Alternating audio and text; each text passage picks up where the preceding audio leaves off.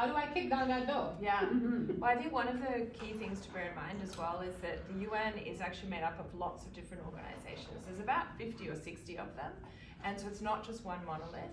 And so a key thing to identify what opportunities there are, and there are internships, there are consultancies, there are young professional programs, as well as jobs of all different kinds of contracts.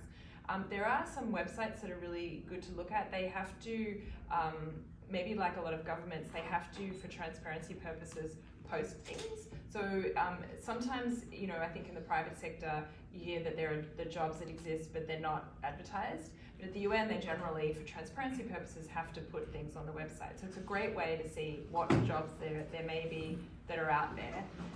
And there are websites like Impact Pool is one, UN Jobs is another one, UN Talent.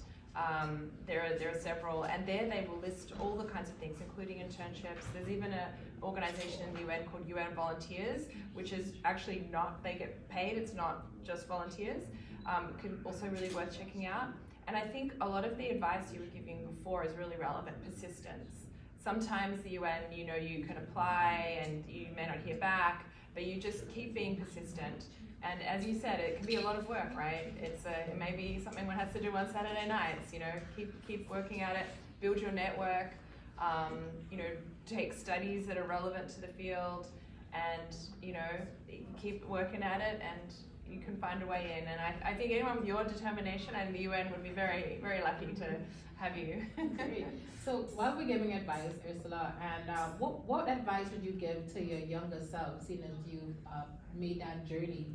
What would you tell your younger self if you had the opportunity? I think I would come back to the being kind to yourself, and also the idea that don't try to be perfect.